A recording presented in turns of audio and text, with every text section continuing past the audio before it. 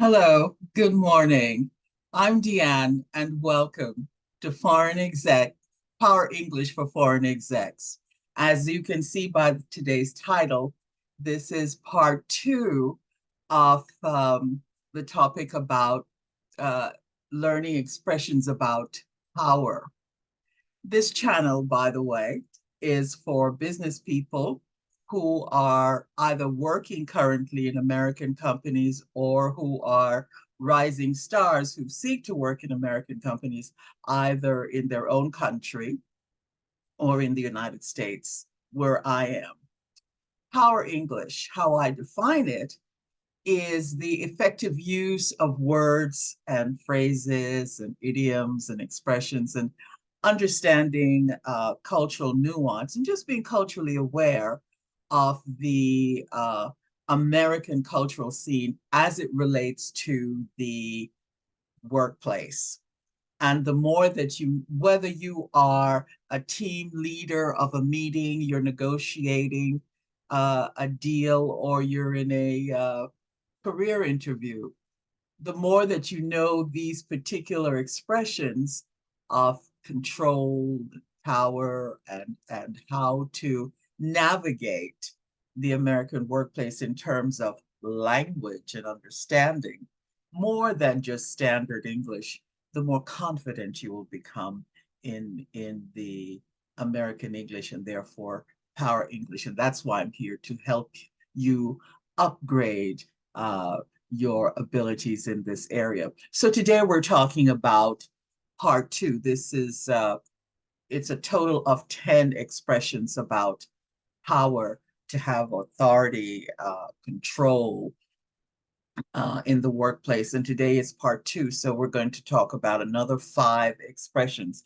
And they are, excuse me, I have my sheet here so that I won't miss anything.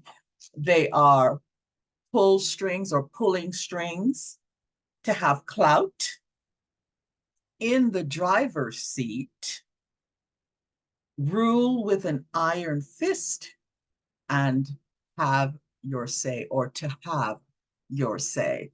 So the first one, pulling strings or to pull strings, is to be able to have influence and power behind the scenes.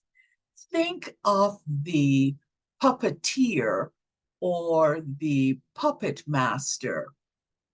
You know that the puppet master pulls the strings of the, during a performance, will pull the strings of the different characters of puppets on a stage. So, you know, he pulls the head, she or he pulls the hands, the head, the body, the feet to move.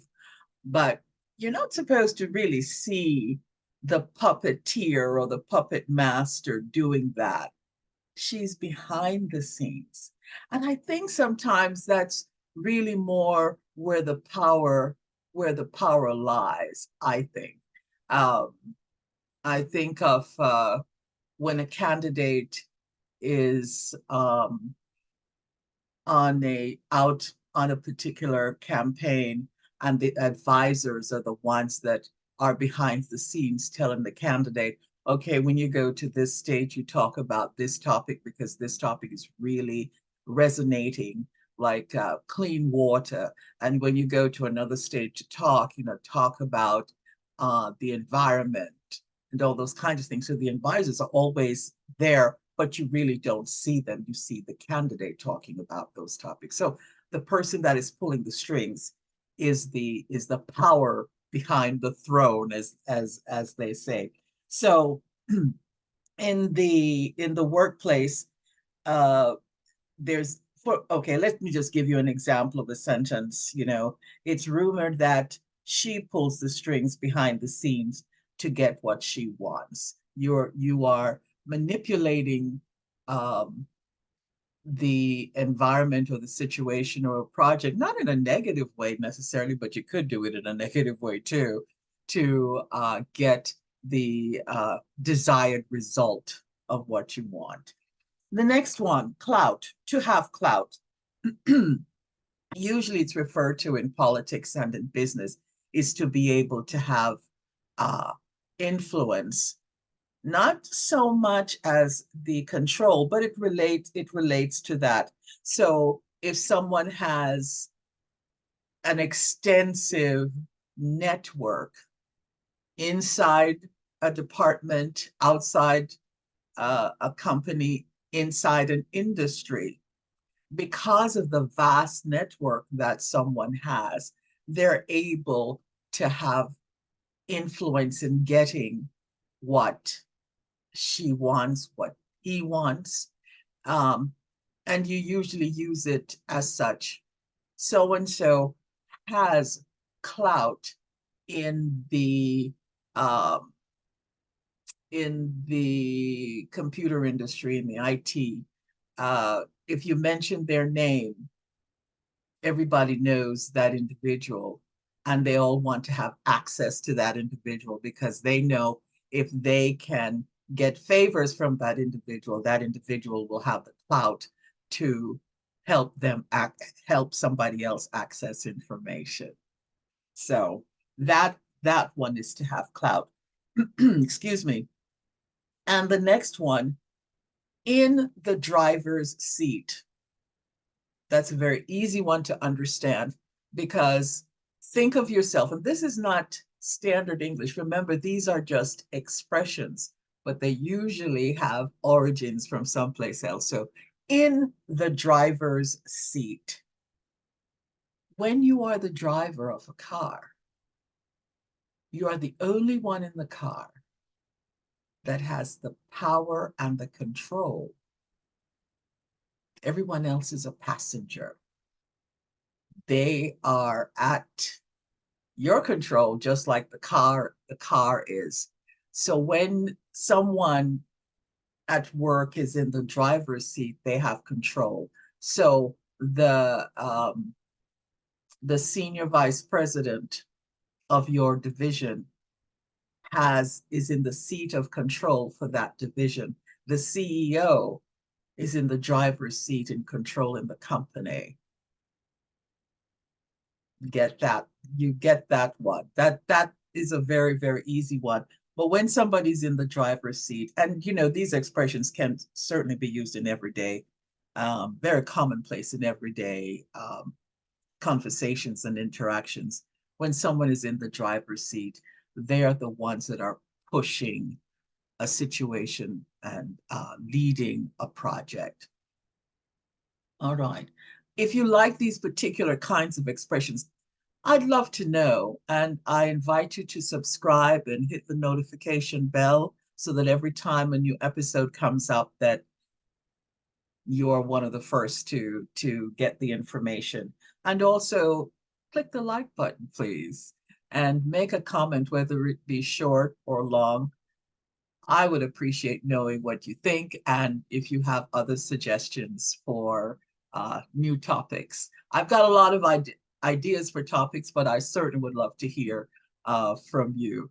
And also, if you are interested in one-on-one interaction, conversation about some challenges that you have or things that you want to know more about that I'm not able to talk about here, I'd be glad to have a one-on-one conversation with you in the executive coaching arena. Look down below in the description box for how to contact me. Okay, let's move on. Rule, R-U-L-E, rule with an iron fist. Rule with an iron fist is that adherence to authority and control. I don't know if many of you are old enough to remember the administration of British Prime Minister Margaret Thatcher. She was the first female prime minister of Great Britain. And because of her style of working, she was known as the prime minister with the iron fist, or the iron fist lady, because she had that strict adherence to uh, authority. She could best her opposition quite handily. She was in control. Now, of course, normally uh, any dictator, for example, would rule with an iron fist.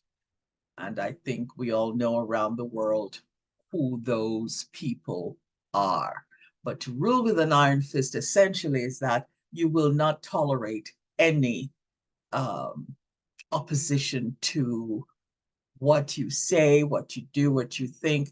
And we all know in our work experience and work life, managers, supervisors who work and supervise and manage with an iron fist. It's not comfortable working for people like that, but you really should know these expressions, be able to understand them and to be able to use them. You will hear them, but I also want you to be able to use them and use them confidently. So this one is rule with an iron fist. And the next one is to have a say, to have a say, S-A-Y. So it is to have the right or ability to influence a decision. You influence a decision, but you're not necessarily the final one. So, for example, every team member should have her say. Every team member should have his say, meaning that they should be able to speak their opinion about something. They may not have the final say, but they should have the opinion to speak. Many leaders would go around the room, and if they had the time, but I shouldn't say even if they have the time, but many leaders or good managers should be able to talk with their team and make sure that each team member gets an opportunity at least once to have input, verbal or written input on a decision that would affect a project. If they're on that person's team, they really should at least have one. They should have more, but at least one opportunity to voice, to say, have her say. Let her have her say. Let Mary have her say. Let Jonathan, let Robert, let Betty have her say about how this project is coming along or what would be the result of this project if we take it on. Let her have. Let all of them, let each of them have his say or her say. So does that make sense to you? I hope it does, because as I've said before, I just want you to be able to feel comfortable not only hearing these phrases and wondering either what they mean and what's the origin of that. Sometimes not even important to know the origin, but I try to give some semblance of where they come from, because it may just give you a better understanding on and feeling more comfortable in how to use these expressions. So we talked about pulling strings, talked about to having clout, in being in the driver's seat, rule with an iron fist, and have a say or have your say. Okay. I thank you for, this is a short one today. I thank you for joining me. Let's call it a day. Let's close it out. And I hope that you have learned something. This was fun for me to talk about these expressions from 1 to 10. This is part 2, 6 to 10. And there was the previous video talking about expressions 1 to 5. Okay. So thank you for joining me, and I look forward to you joining me next time. Don't forget to subscribe. I'm Deanne, and this is Power English for Foreign Executives. Take care. See you soon. Bye-bye.